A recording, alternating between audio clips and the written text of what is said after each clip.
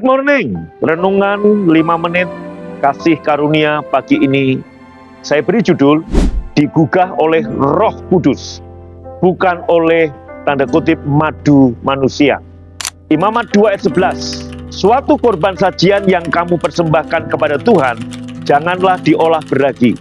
Karena dari ragi atau dari madu tidak boleh kamu membakar sesuatu pun sebagai korban api-apian bagi Tuhan. Bayangkanlah diri Anda sedang berjalan melewati anak yang hilang, anak bungsu yang hilang, yang sedang duduk di kandang babi ngahuleng, orang Sunda bilang, merenung. Anda memandangnya dan melihatnya meneteskan air liur karena melihat makanan babi itu. Karena percaya bahwa memang baik untuk memperlihatkan kemurahan, Anda memberikan uang untuk membeli makanan bagi dirinya. Itulah kemurahan manusia yang mengatakan, aku adalah orang Kristen, aku harus baik, aku harus murah hati, aku harus ramah.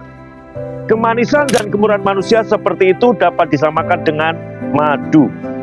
Sementara kita memujinya, Tuhan memberitahukan umatnya untuk tidak membawa kepadanya persembahan gandum dengan madu di dalamnya.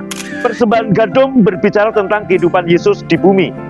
Tidak mencampurkan madu ke persembahan gandum yang berbicara tentang bagaimana belas kasihan dan kebaikan yang kita lihat dalam diri Yesus selama pelayanannya di bumi sepenuhnya bersifat ilahi. Tidak ada madu kebaikan manusia yang ternoda oleh kelemahan manusia.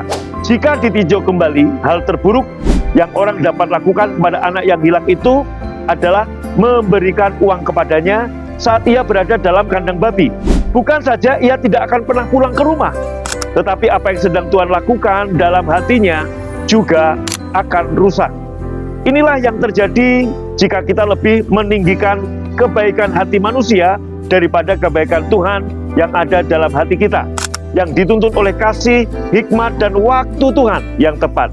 Saudaraku, Tuhan tidak ingin Anda digugah oleh apa yang Anda lihat, tapi oleh Roh-Nya.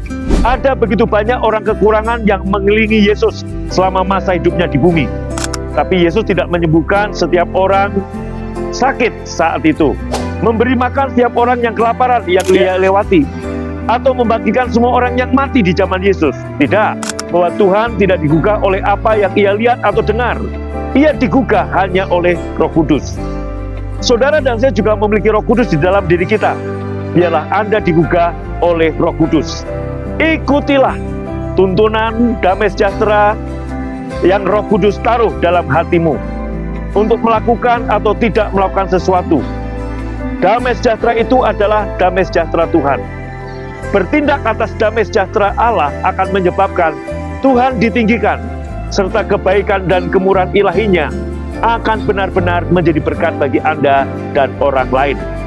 Jangan tergugah oleh manisnya kebaikan manusia, tapi oleh Roh Tuhan.